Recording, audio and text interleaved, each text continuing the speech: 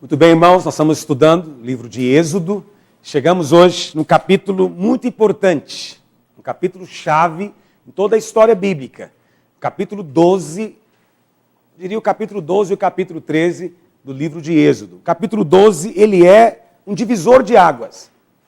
É um momento crucial no propósito de Deus, porque aqui é que é lançada a base do entendimento do que é a redenção, do que é realmente a salvação.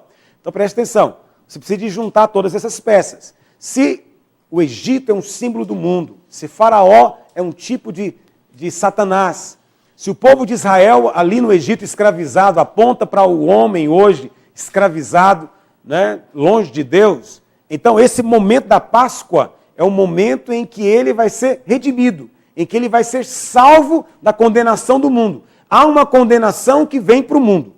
Há uma condenação que virá. O mundo é como um navio que está afundando, é um Titanic que está naufragando. E aqui você vai ver agora o bote salva-vidas de Deus. É a redenção, é a Páscoa. A Páscoa tornou-se depois a primeira festa, era a primeira festa dos judeus, uma das mais importantes, e nós sabemos que ela era também um tipo. Assim como o Egito era um tipo, como o Faraó era um tipo, a escravidão do povo foi um tipo, também essa Páscoa aqui, ela é uma ilustração espiritual, de uma experiência espiritual. Então eu gostaria muito que você não tomasse isso de maneira comum. Não é? As pessoas têm os crentes mais velhos, eles vão assumindo aquela postura de que já sabem certas coisas. Eu já entendo essas coisas. E quando se trata a respeito de salvação, de perdão, de livramento, de libertação, as pessoas sempre acham que estão num nível muito elevado e não querem tratar porque acham que são assuntos tão elementares. Mas não tem essa postura. Você precisa ter revelação do que é a plena salvação de Deus. E você precisa ter revelação para você, talvez você já tenha. Mas também você precisa ter revelação para poder ensinar para os outros. Há necessidade de uma medida maior de luz para você poder expor essa verdade para outros irmãos. Então abra o seu coração, toma a palavra do Senhor hoje, para que você possa receber luz da parte de Deus. Se a Páscoa é um símbolo da nossa salvação, então o Cordeiro aponta para o Senhor Jesus. Eu queria ler com você alguns versículos, eu não coloquei no PowerPoint, de propósito, para você usar a sua Bíblia. E em 1 Coríntios capítulo 5, no verso 7, 1 Coríntios 5, 7 diz: lançai fora o velho fermento, para que sejais nova massa, como sois de fato sem fermento, pois também Cristo, nosso Cordeiro Pascal, foi imolado.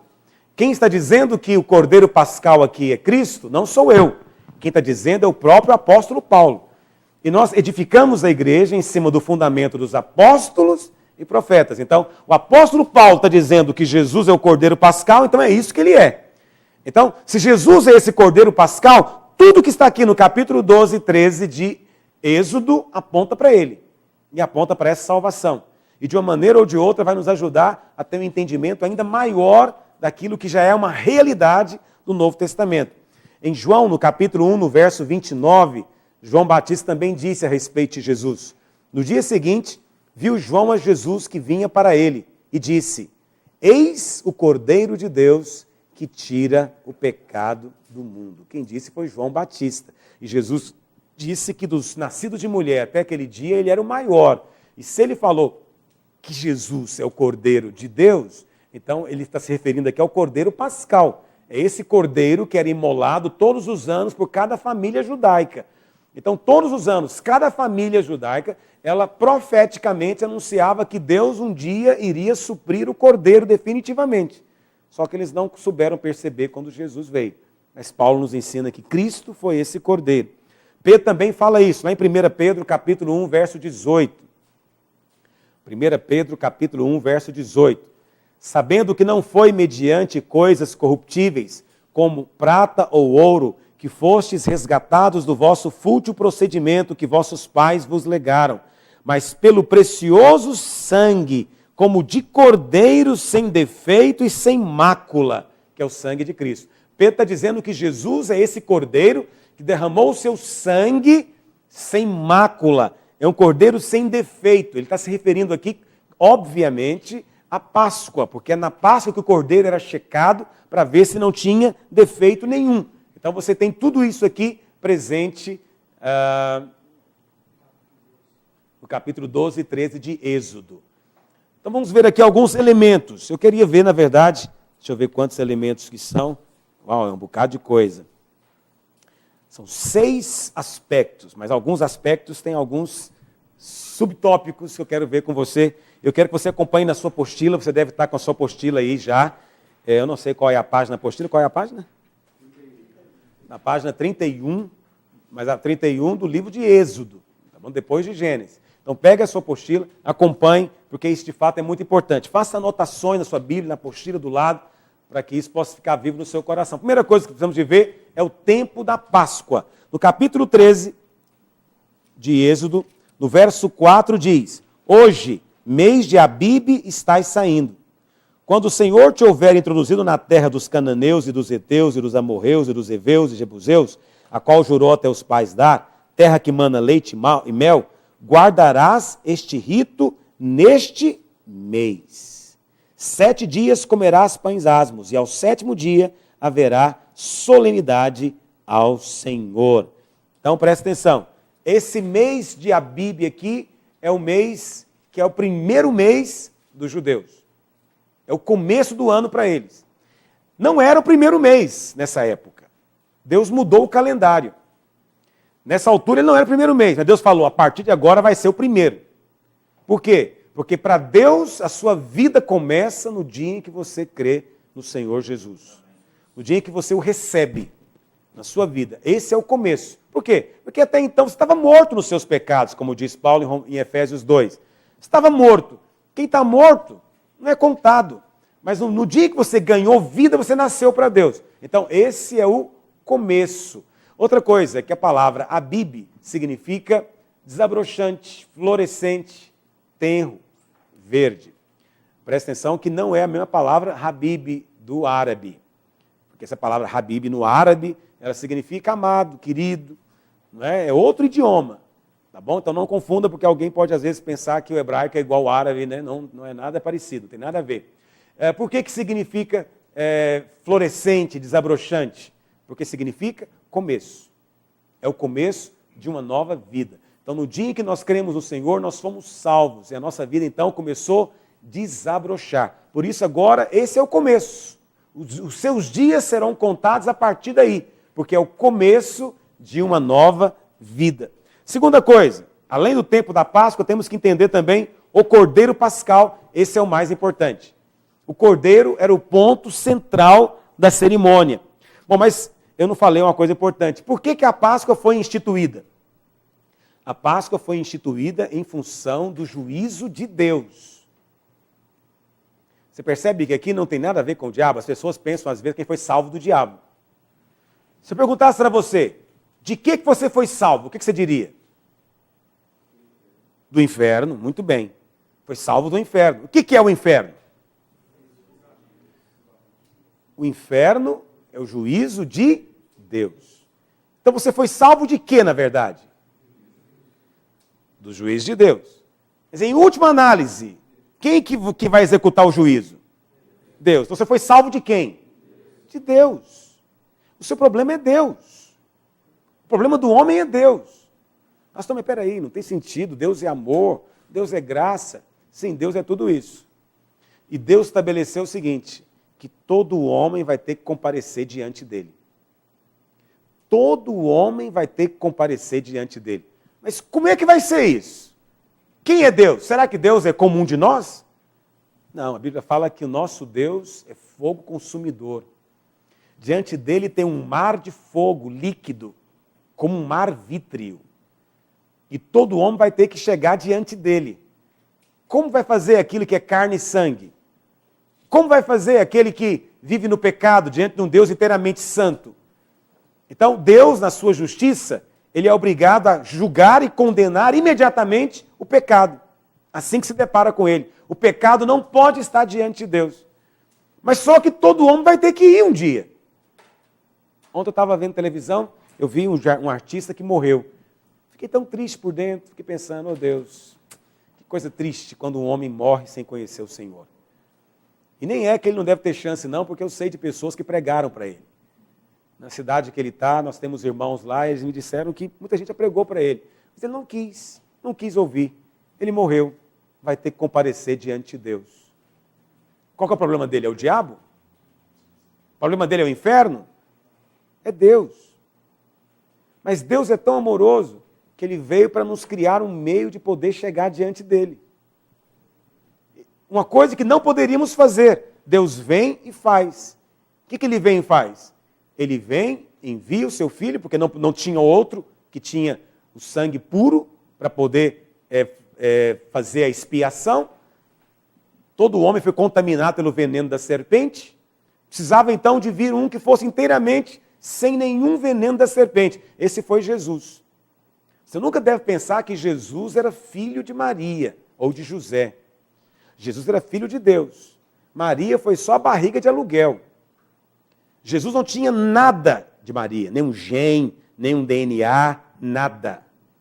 Nada. Ele foi gerado na barriga dela, mas ele foi gerado somente pelo Espírito Santo. Ele era homem, mas ele era filho unicamente de Deus. Mas ele tinha que vir pelo meio certo, que era através da mulher. Por isso a mulher tinha que ser virgem, para não haver dúvida. Não estou diminuindo aqui o mérito de Maria, mulher de Deus. É uma mulher santa de Deus, mas nunca se curve diante dela, porque isso que as pessoas adoram não é Maria. É um demônio, é um ídolo. Ok? Então, Jesus veio sem nenhum veneno da serpente. Ele tomou lugar na cruz por nós. De tal maneira que ele tornou-se a ponte. Ou vou dizer um linguajar que nós já usamos aqui da arca, né? Ele tornou-se a arca. De tal maneira que agora o homem entra nele.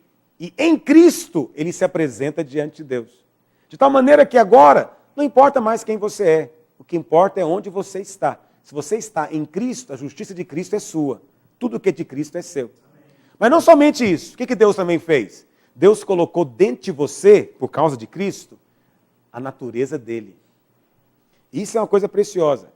Porque se todo homem vai ter que comparecer diante de um Deus que é fogo consumidor, Deus se transformar cada um também em labaredas de fogo. E é isso que Deus fez. Hebreus capítulo 1 diz que ele faz os seus ministros labaredas de fogo. O que acontece na prática? A natureza de Deus que é fogo foi colocada dentro de você. Você virou um foguinho também. Dentro de você tem uma chama de fogo hoje que está queimando. Ninguém vê. Mas a chama de fogo está aí dentro.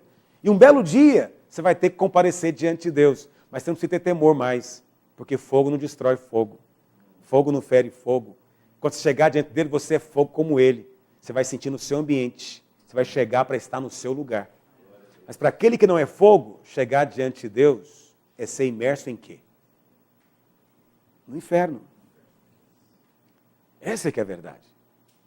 É a presença de Deus. Muitos dizem que inferno é a ausência de Deus, né?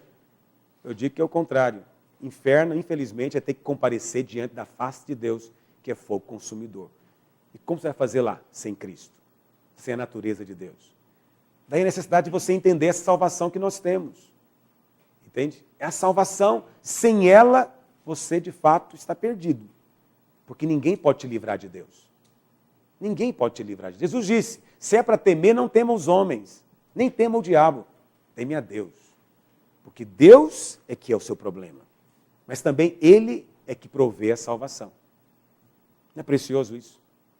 É isso que é extraordinário. Eu sei que falando assim, algumas pessoas podem talvez não entender totalmente o que eu estou dizendo.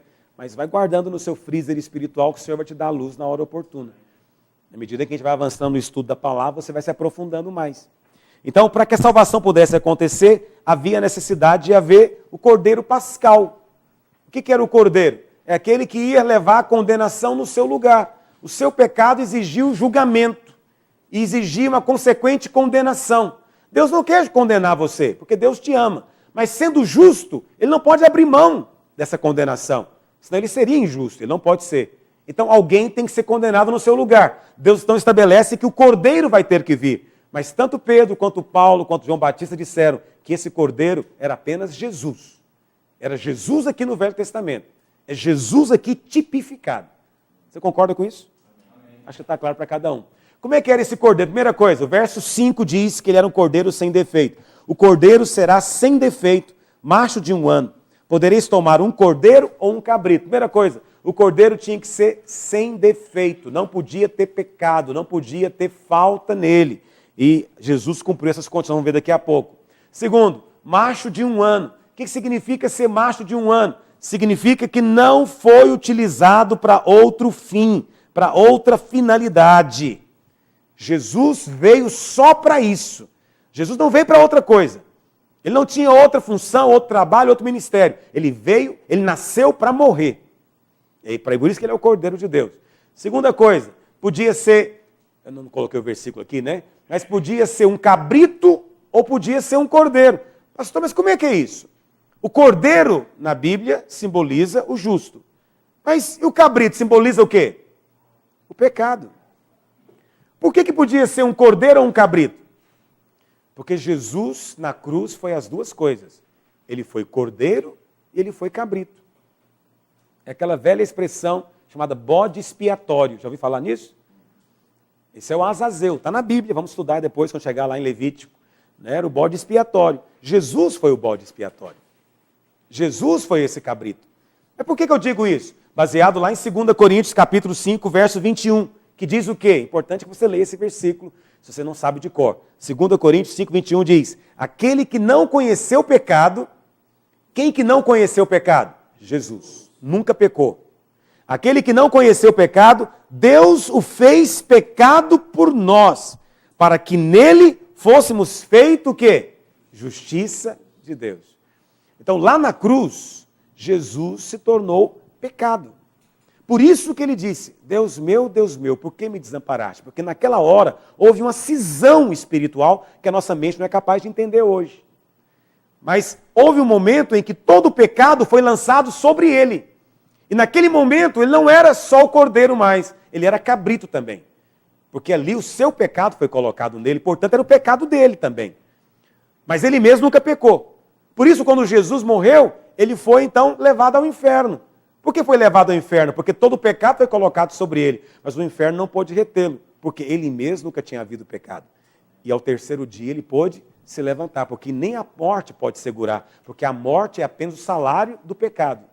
Onde não houve pecado, a morte torna-se ilegal. A morte não pode reter, porque aquilo que não tem pecado. A morte entrou no mundo com o pecado. Antes do pecado não havia morte. Você não é capaz de entender isso, nem eu.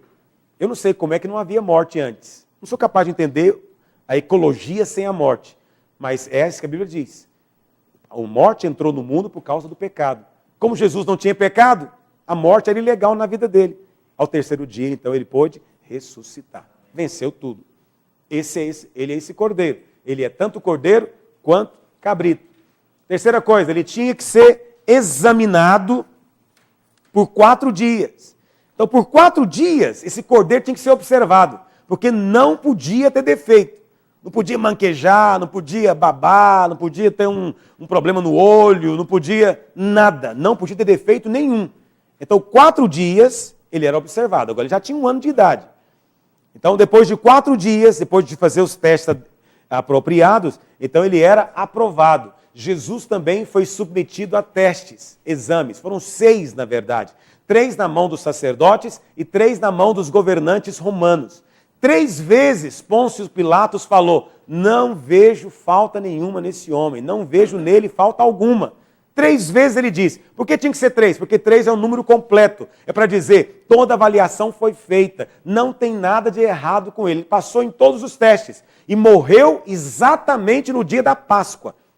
Lembra que os sacerdotes mandaram quebrar a perna daqueles ladrões, porque não era bom ter gente crucificada no dia da Páscoa, porque a Páscoa iria começar justamente naquele momento.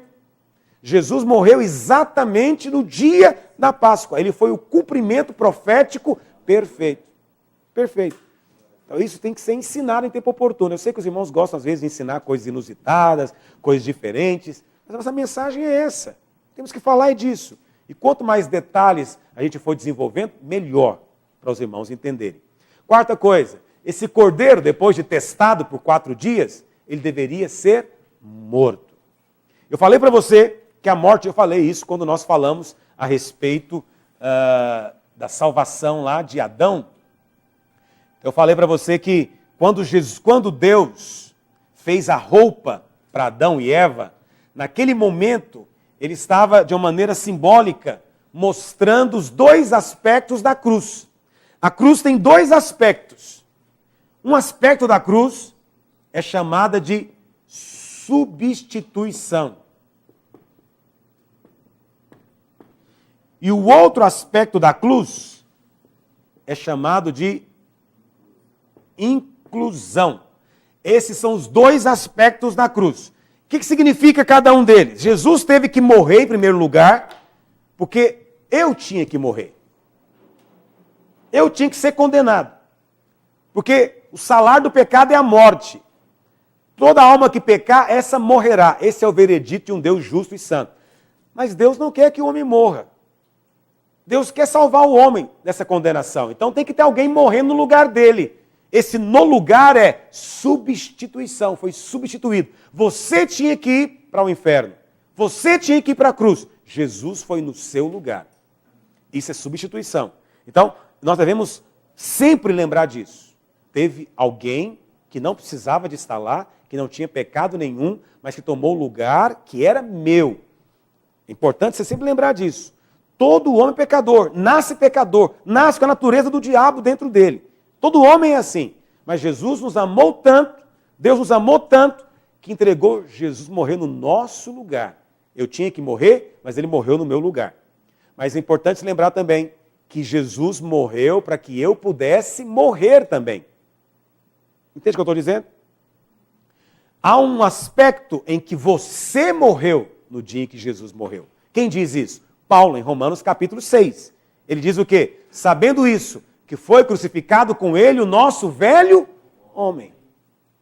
Então, quando Cristo morreu, você morreu com ele. Ou seja, aquele seu velho eu, que era escravo do pecado, já morreu. Já morreu. E o novo homem que você hoje tem, a nova vida que você tem, não é mais escrava de pecado nenhum, nem está sujeita a demônio nenhum. Pastor, como é que eu sei disso? Do mesmo jeito que você sabe se os pecados foram perdoados. Como é que você sabe que o pecado está perdoado, Rubem? Como é que você sabe? Não, você crê, exatamente. Crê em quê? Então, como é que você sabe que está perdoado? Porque Deus diz isso. Deus está dizendo para você, olha, eu aceitei o sacrifício de Jesus na cruz. Seus pecados estão perdoados. Aí ele fica em paz. Ou você fica esperando sentir alguma coisa? Esperando um calafrio, uma emoção, cair, um êxtase. Não espera nada. Então quando a gente fala, está perdoado, você já fica alegre, já fica em paz. Porque creu. Creu em quê? O que Deus disse. Pois o mesmo Deus que diz que Jesus morreu por você, diz que você morreu também. É o mesmo Deus. Só que é difícil crer no segundo, né? A gente crê só no primeiro. Não sei por que é difícil crer no segundo. Mas muitos irmãos simplesmente não conseguem acreditar que foram libertos. Jesus não apenas perdoou os seus pecados, ele também te libertou do pecado. E Paulo diz em Romanos 7 que o único jeito de ser liberto da escravidão é morrendo. Como o diabo não morre, morro eu. Paulo diz, você estava casado com o inferno, você estava casado com o diabo. Mas esse casamento era um inferno na sua vida. A Bíblia fala que não tem divórcio. Qual que é o único jeito de acabar com esse casamento? Ou morre você ou morre o diabo. Como o diabo não morre, quem morre então? Morre você. O que Deus fez então? Nos incluiu a todos em Cristo. Deus incluiu o homem em Cristo. Como é que Deus incluiu o homem em Cristo? Na última ceia, ele faz aliança. Quando ele faz aliança, ele está dizendo agora, tudo que é seu é meu. Para que tudo que é meu possa vir a ser seu. Na última ceia, ele tomou sobre si. Naquele momento, legalmente, Deus podia lançar sobre ele todas as coisas, porque ele fez aliança com o homem. Até aquele momento, Jesus não tinha feito aliança com o homem. Naquele momento, ele fez aliança. Ele falou, essa é a aliança no meu sangue, no meu corpo. Este pão é o meu corpo, partido por vocês. Quando ele faz aliança, aí acontece algo tremendo. Tudo que é nosso vai para ele. Então você foi incluído nele. Então aquele que era escravo morreu, aquele que era pecador, mentiroso, blasfemo, tudo está morto. Você não é escravo de mais nada. Você pode dizer não para o pecado a hora que você quiser, porque você é livre, se você crê. Quantos creem que é assim? Agora, quem é o cordeiro e quem é o cabrito aqui? Enquanto substituição, tinha que ser um cordeiro. Cordeiro sem defeito morrer no seu lugar. Mas enquanto inclusão, Jesus se tornou cabrito. São os dois aspectos da cruz, da nossa salvação, que é perfeita e completa. Estamos falando disso aqui hoje, vamos repetir quando falarmos de Romanos, vamos falar de novo quando falarmos lá de Apocalipse capítulo 5, e é assim que vamos caminhando. A Bíblia, ela não tem outro assunto. O assunto é essa santa obsessão divina em resgatar o homem para si. E para isso Deus vai usando mão de todo tipo de alegoria, ilustração, história, de parábola, para que você possa entender. Aqui no Êxodo, tudo é alegórico, mas nos Evangelhos, tudo tornou-se claro, realidade, como é. Hoje estamos estudando alegoria. Quando chegar lá em Romanos, vamos estudar como é hoje o Novo Testamento. Mas eu estou lançando mão dos conceitos, porque quando chegar lá, você já vai lembrar, falar, poxa, aprendi isso aí, eu sei isso aí. Agora, lembra de uma coisa, essas coisas todas aqui não é para você aprender e guardar para si, não. Isso aqui você tem que aprender para ensinar. Você tem que aprender o suficiente para conseguir falar fluentemente. Porque é para isso que você foi chamado. Entendeu? Se você não dá conta de falar disso, perdeu o propósito do seu trabalho. Tudo é para você ensinar essas verdades. E ensinar entendendo que elas têm implicação na prática. Isso funciona, irmãos. Você tem que crer que realmente isso aqui salva o homem. Você tem que crer que isso aqui de fato liberta o homem. Você tem que crer. E viver isso na sua experiência. Porque é verdade mesmo, porque é um fato, simplesmente isso. Quinta coisa, o cordeiro, que era testado, né, ele deveria depois ser morto, e o sangue deveria ser aplicado. O sangue tinha que ser aplicado. O que significa o sangue ser aplicado? Significa algumas coisas que nós colocamos aqui. Primeiro, o sangue tinha que ser aplicado simbolizando um ato de fé. Então eu tenho que pegar o sangue, que está aqui, eu acabei de matar o cordeiro, peguei o sangue, né, cortei, tirei o sangue, e agora eu vou pegar, estou com uma bacia com sangue, passar na porta ali. Esse ato de aplicar é o ato de receber. Pergunto para você, se matasse o cordeiro, essa pergunta aqui é muito importante, presta atenção, eu vou perguntar para você. Se eu matasse o cordeiro, imagina, eu sou aqui uma família hebreia, matei o cordeiro, mas eu não apliquei o sangue na porta. Eu pergunto para você, quando o anjo da morte passar, ele vai entrar? Mas eu não matei o cordeiro? Mas ele vai entrar assim mesmo? Por que vai entrar? Não aplicou. Eu pergunto para você, o cordeiro já foi morto? Há 2000 anos? Foi ou não foi? Mas quando vier o anjo da morte, ele ainda pode entrar aqui? Pode. Qual que é o único jeito dele não entrar? É se eu pegar o sangue daquele cordeiro que morreu há 2000 anos e aplicar. Se eu não aplico, não funciona. Entende o que eu estou dizendo? Então essa conversa de que Jesus já morreu, todo mundo está salvo, é mentira. Está me ouvindo? Jesus já morreu, o cordeiro foi morto, todo mundo está salvo, quer creia, quer não. Mentira. Mentira. Só quem crê é salvo. Porque só quem crê aplicou. Quem não aplicou não foi salvo. O cordeiro morreu de fato. Mas só é salvo se pegar o sangue e aplicar na porta. Isso é importante, estou te falando, porque talvez você não está habituado a lidar com pessoas que vêm com esses argumentos. Mas tem muita gente, entre aspas, até evangélico, que ensina esses conceitos. De que todo mundo já está salvo. Isso é chamado de universalismo. Mas tenha muito cuidado com isso, porque isso é contrário ao ensino do Novo Testamento, ao ensino apostólico. Tem que aplicar o sangue. Outra coisa, esse sangue era aplicado com hisopo. 1 Reis 4,33 diz que o hisopo é a menor planta. Quando Salomão foi discorrer a respeito das plantas, que ele era botânico, ele pegou da menor até a maior, do hisopo até o cedro. Então o hisopo é a menor. Também o Novo Testamento diz que a fé é aquilo que é menor. Jesus diz que pode ser como um grão de mostarda. Mas o que ele está dizendo aqui? Não importa o tamanho da sua fé. Ela pode ser uma fé pequena, uma fé muito simples, bem rudimentar. Mas se você pegou e aplicou, funciona. Entendeu o que eu estou dizendo? Funciona. Não tem que ser uma grande fé. Basta ser uma fé. seja pequena como o grão de mostarda, vai funcionar, vai trazer salvação. Esse sangue, quarta coisa que é importante falar a respeito do sangue aplicado, é que esse sangue tinha que ser aplicado na porta, para o lado de fora. E se ele aplicasse para o lado de dentro, funcionava, irmãos? Funcionava? Não. Tinha que aplicar do lado de fora. Porque o sangue é para quem? É para nós? Quem que ia passar pela porta e ver o sangue? Não é Deus. É Deus que fala. Quando eu passar pela porta e eu vir o sangue, vou passar de vocês. O sangue era para quem? Para Deus. Entende? No final das contas, quem executa o juízo que o anjo da morte está fazendo é Deus. O anjo da morte está fazendo o que Deus mandou. Ele é inimigo de Deus? É, porque a Bíblia fala que a morte é inimigo de Deus. Mas por enquanto o que a morte está fazendo é só o que a lei de Deus determina. A morte só pega aquilo que tem pecado, porque o salário do pecado é a morte. A porção da morte são os pecadores. Essa aqui é a verdade. Mas Deus é que diz, quando eu passar pela casa e eu ver o sangue no portal, vou passar de vocês.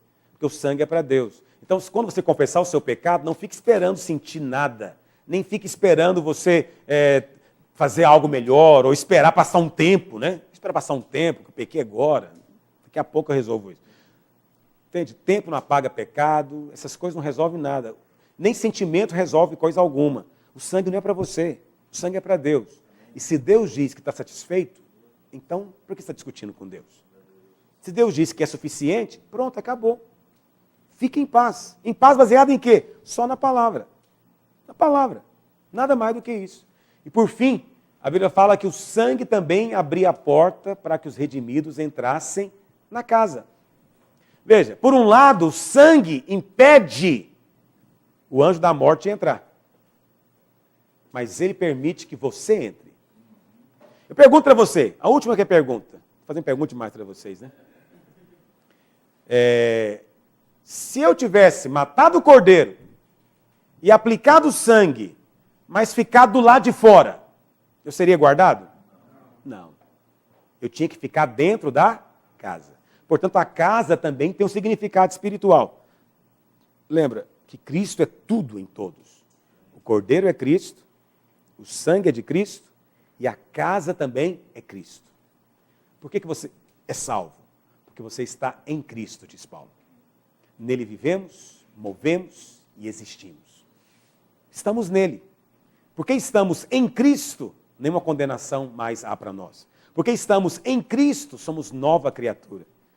Nele somos enriquecidos. Por quê? Porque estamos nele. Então, estar na casa significa estar em Cristo. Você é preservado pela casa. Então, o mesmo Deus que te salva, também te preserva e te guarda. Por isso, não tenha medo de perder o que você está ganhando. Porque o Deus que salva também preserva. Sexto, sua carne, depois disso, deveria ser comida. Então, o cordeiro tinha que ser observado, macho de 1 ano. Depois, esse cordeiro tinha que ser morto, o sangue tinha que ser aplicado. Mas agora está dizendo também que ele deveria ser comido. Jesus disse algo a respeito disso. Em João 6, verso 57, ele diz que ele... Aliás, eu vou ler isso com os irmãos, porque João 6 é um versículo importante. João 6, 57 diz: assim como o Pai que vive me enviou, e igualmente eu vivo pelo Pai, também quem de mim se alimenta, por mim viverá. E este é o pão que desceu do céu, em nada semelhante àquele que os vossos pais comeram, contudo morreram. Quem comer este pão viverá eternamente. Ele disse mais: quem comer a minha carne e beber o meu sangue tem a vida eterna, porque a minha carne é verdadeira comida e o meu sangue verdadeira bebida. Porque eu sou esse cordeiro pascal. Os judeus que ouviram aquilo ficaram desesperados, não entenderam nada. Ficaram enlouquecidos com aquilo. Pensaram que era algum ritual de devorar carne humana. Né? Não entenderam nada daquilo que o Senhor estava dizendo. Ele estava se referindo a esse momento aqui. Ó. O cordeiro, ele depois tinha que ser comido. O que o Senhor está dizendo aqui? Como é que você come o Senhor? Mas ele mesmo explica. Ele fala o quê? A carne para nada aproveita. O Espírito é que vivifica. As palavras que eu vos tenho dito são o quê? Espírito e vida. Então como é que você come o Senhor? Quando você come a sua palavra. Quem come a palavra está comendo o Senhor. João diz o quê? Que no princípio era a palavra. E a palavra era Deus. Depois ele fala, a palavra se fez gente. E veio habitar entre nós, era Cristo. Aí o Senhor fala, agora eu sou a palavra que se fez carne. Você tem que comer a minha carne. Mas o que ele é realmente? Ele é a palavra. Ele é a palavra. Por que eu amo a palavra? Por que eu ensino a palavra? Por que eu insisto que as pessoas ouçam a palavra? Porque quando você de fato recebe a palavra de Deus, está comendo Cristo. Se o que eu estou falando aqui de fato é palavra de Deus, o seu coração tem que ser renovado de alguma maneira. Se não é, então o que eu estou falando não é Cristo. Porque se nós falamos Cristo e as pessoas comem, absorvem, você tem que sentir uma sensação de vida no seu espírito. Tem que sentir. Se não sente, tem algo errado. Estão sentindo? Então tem algo certo. Então a carne é verdadeira comida. Agora, como é que essa carne deveria ser comida? Vou ter que acelerar aqui, porque é muita coisa. Primeiro, o cordeiro tinha que ser comido assado pelo fogo. O que significa assado pelo fogo? Significa que você tem que crer que Jesus, de fato, foi morto pela ira de Deus, pelo juízo de Deus. Ele suportou o fogo da condenação de Deus sobre o pecado. Você tem que crer nisso. Se você não crê nisso, você não está, de fato, comendo Jesus que salva. Ou está tentando comer ele sem ser assado. Segundo, tem que comer com pães sem fermento. O que é o fermento na Bíblia? O fermento simboliza pecado. 1 Coríntios 5, 7 fala isso. E Jesus também disse isso, a lançar fora o velho fermento. O fermento é pecado. Então, quer ter comunhão com Deus? Você tem que rejeitar o pecado conhecido. Deus não está mandando você rejeitar aquilo que você não vê. Mas ele falava para os judeus, nesse dia você tem que olhar na sua casa.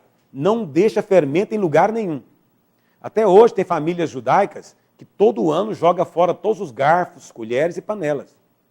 Que não querem ter o risco de ter alguma comida ali, que está ali incrustada e ele não viu. Ele joga tudo que foi usado. Todo ano ele compra de novo, para não ter risco. Até hoje eles fazem assim. Esse cuidado. Agora, o cuidado de Deus não é com coisas físicas. A intenção de Deus é que entender o significado espiritual do fermento. Então você também tem que ser cuidadoso na sua vida. Com aquilo que você não vê, Deus também não te cobra. Mas aquilo que te é claro, você precisa abrir mão, lançar fora. Se você sabe que é pecado. Terceiro, tinha que ser comido com ervas amargas. O que erva amarga representa? Arrependimento. Jesus tem que ser comido, ele é verdadeira comida, mas tem que ser comido com arrependimento.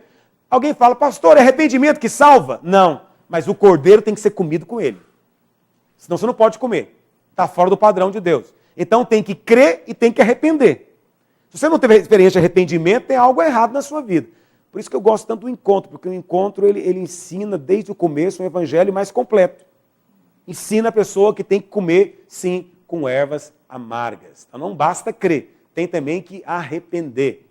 Outra coisa, não podia comer cru. Capítulo 12, verso 9. O cordeiro tinha que ser assado, não podia ser cru. O que significa querer comer Jesus cru? Significa querer receber Jesus, mas não crer que a sua morte foi uma morte redentiva. Tem pessoas que creem em Jesus e não estão no nosso meio? Tem. Mas já observaram uma coisa interessante? Você pergunta para elas, mas e a morte de Jesus? Pois é, aqueles judeus malvados, né? Tadinho de Jesus. Morreu na mão dos homens. Elas não creem que ele morreu pelo pecado delas. Elas creem em Jesus. Essa fé resolve? Ela salva? Porque está tentando comer Jesus cru, querido. É Jesus que morreu, mas a morte dele foi só a morte de mártir. A morte de tadinho, do injustiçado. O incompreendido, só fez o bem. Mas olha aí o que deram para ele. É aquelas pessoas que consideram Jesus apenas um bom exemplo. Ah, Jesus é um bom exemplo. Um exemplo de vida. Isso é conversa de gente que não conhece a Deus. E você tentar querer receber o Senhor cru, isso não traz salvação. Só salva se for assado, no fogo da ira de Deus. Se não for assim, não há salvação. Concorda com o que eu estou dizendo? Está claro para os irmãos isso? Mas tem mais. Não pode também ser cozido em água. O que significa ser cozido em água. É mais ou menos o que eu já acabei me adiantando. Significa que você crê que ele morreu, mas a morte dele não foi redentiva. Aquele que quer comer cru, não reconhece que Jesus é o Filho de Deus. E não reconhece que ele foi enviado para isso. O que quer comer cozido com água é aquele que quer apenas o ensinamento de Jesus, mas não quer a sua redenção. Tem gente assim? Tem. Tem muita gente que quer só o ensinamento de Jesus, gosta do ensinamento profundo, extraordinário, mas não quer saber da sua redenção. Então, muitos não creem que o Senhor morreu pelos nossos pecados. Dizem apenas que ele foi um mártir. E normalmente quem fala isso também nega que ele é Deus. Nega a sua divindade. Esses são os gnósticos do nosso tempo. Seus ossos não poderiam ser quebrados. Essa é outra orientação. Tinha que comer a Páscoa, mas não podia quebrar osso nenhum. Por quê? Porque os ossos de Jesus não foram quebrados.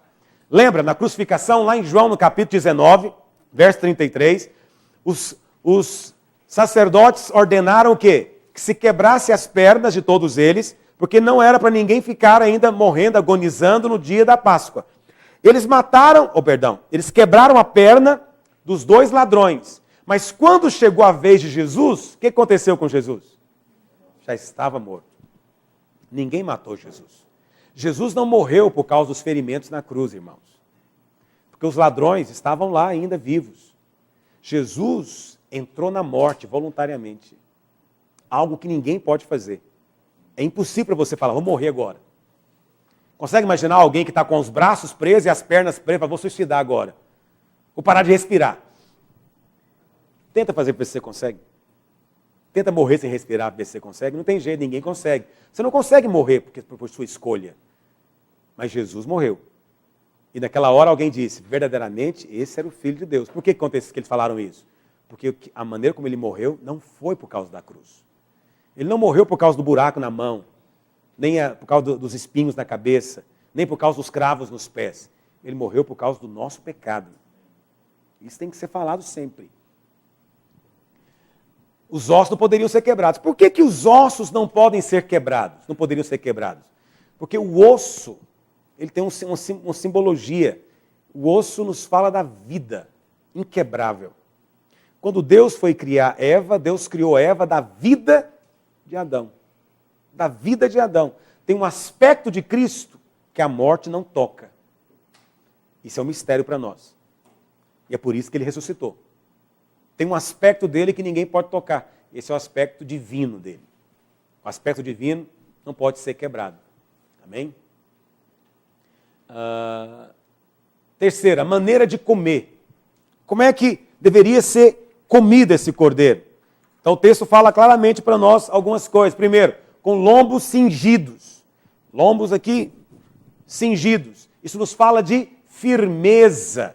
Deixar fora toda a frouxidão. Ter uma atitude de não ser mais passivo, mas de querer receber de Deus, de buscar de Deus, de ir atrás das coisas do céu. Isso fala de lombos cingidos. Significa também que eles estavam em prontidão, faziam parte agora de um exército.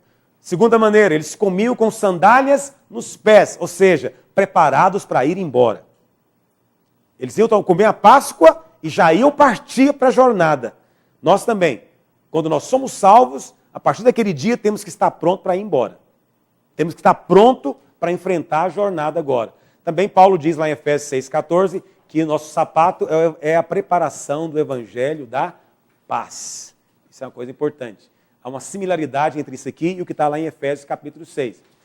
Terceira coisa, tinha que comer com cajado na mão. Lembra? O cajado, eu falei para você, quando falamos lá de Moisés e os sinais que Deus deu para ele. É autoridade contra o diabo. Então, aquele que se converte, está participando da Páscoa, ele tem que entender que tem um inimigo. Mas tem que entender também que ele tem autoridade. Não pode ser passivo, não pode ser frouxo. Os lombos têm que estar cingidos, firmes, para ele agora pelejar essa batalha espiritual, desfazendo as obras do diabo aonde quer que ele vá. Isso é muito importante. Nunca podemos esquecer que a igreja também é um exército. Nós somos noiva, nós somos família, somos povo de Deus, somos peregrinos, mas também somos exército. Porque nós temos um inimigo.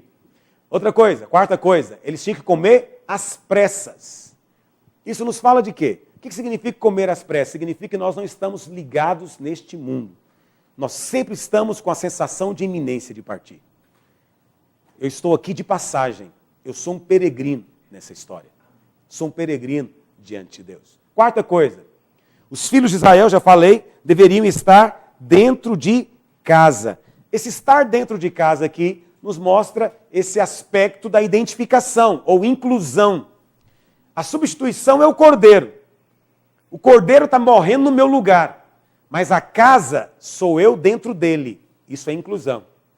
Eu estou nele. Percebe? O mesmo princípio aqui. Tinha que comer o cordeiro, mas tinha que estar dentro da casa. A redenção perfeita envolve essas duas coisas. Substituição ou inclusão. Lá no PowerPoint está escrito identificação. Mesma coisa de inclusão. Eu prefiro até mais inclusão do que identificação. Substituição e inclusão são os dois aspectos da redenção completa do Senhor. Isso também está simbolizado lá pela Arca de Noé. A Arca de Noé também, Deus fechou ela por fora e ela era betumada. Aquele betume nos fala do sangue de Jesus. Mas ao mesmo tempo a família estava dentro da arca. A arca aponta para Cristo. Tinha que estar em Cristo, tem que estar em Cristo para ser salvo. Quinta coisa, somente os servos comprados e circuncidados podiam comê-la. O que significa isso? No verso 44 nós lemos, Êxodo 12, 44. Todo escravo comprado por dinheiro, depois de o ter circuncidado, comerá dela. Há uma diferença entre ser empregado e ser comprado. Servos comprados participam da redenção. Usufruem, porque entenderam que foram comprados. Empregados não participam. Por que não participam? Porque empregado pode se demitir. Empregado pode ir embora. Empregado tem pagamento. Ele tem salário, porque ele acha que ele merece alguma coisa pelo trabalho dele. Servos não. Servos estão na casa porque foram comprados. Não dá para imaginar nunca Paulo pensando em demitir-se da obra. Vou largar de ser apóstolo, não vale a pena essa vida. Ele não podia fazer isso. Por que ele não podia? Porque ele não era empregado. Ele era servo. Qual o problema hoje no meio da igreja? É que temos muitos irmãos com mentalidade de empregado. Quando você assume mentalidade de empregado, você perde bênçãos relacionadas com a redenção. Só o servo verdadeiro de Deus é que usufrui isso. O estrangeiro é aquele que está fora da aliança. O estrangeiro está fora da aliança, mas o servo circuncidado participa da aliança. Eles são comprados, então eles podem participar da redenção. E o último tópico é que a Páscoa era seguida pela festa dos pães asmos. A Páscoa mesmo era só um dia. Um dia. Por que é um dia? Porque a Páscoa é uma experiência. A salvação é uma experiência. Teve um dia que você foi salvo. Hoje, no mês de Abib, está saindo. Hoje é o começo de uma nova vida. Então tem um dia que você é salvo. Mas depois que você é salvo, tem uma outra festa, dos pães asmos. O que quer dizer pães asmos? Pães sem fermento. Durava quantos dias? Quem se lembra? 7 dias. 7 dias. Por que 7 dias? Para simbolizar que era um estilo de vida. A experiência da redenção é um dia, porque é uma experiência. Mas os pães asmos é um estilo de vida. Como estilo de vida, então é mostrado que era 7 dias. E era uma continuação da Páscoa. O que significa o fato de ser asmo? Nós somos esses pães. Significa que na nossa vida não pode ter fermento. Na vida da igreja não pode ter fermento. O que é o fermento? São os pecados conhecidos, pecados dos quais temos consciência. Todos nós pecamos, mas às vezes não percebemos, é inconsciente. Mas há pecados que depois nós percebemos. Esses devem ser tratados, confessados e abandonados. Quando isso não acontece, significa que tem fermento na sua vida. E o que acontece com o fermento? Ele impede a sua comunhão com Deus. Ser asmo é ser sem fermento. Amém? Deus é muito sério com relação a essa questão de levedado. A palavra do Senhor diz que qualquer um que fosse na festa dos pães asmos, que encontrasse fermento na casa dele, tinha que ser eliminado do povo. Tinha que ser totalmente eliminado. E Paulo fala em 1 Coríntios 5,13, expulsai de entre vós o malfeitor. Ou seja, tira aquele que mantém fermento na sua vida. Não aceita ele na comunhão. Não ande com gente fermentada. Ande com gente santificada na presença de Deus. Quando dizem amém sobre isso. Feche seus olhos, vamos orar ao Senhor. Vamos pedir que essa palavra seja livre no nosso espírito. Vamos meditar para que o Senhor nos dê mais revelação dela. Pai, te pedimos, abra os nossos olhos. Queremos ter cada dia mais luz da tua redenção. Compreender cada dia mais as realidades da nova criação. Abre o nosso entendimento de cada um dos teus filhos que agora assiste essa aula, que vai estar nesse curso telepresencial, aprendendo a poder transmitir depois. Marca o coração de cada um, em nome de Jesus. Amém e amém.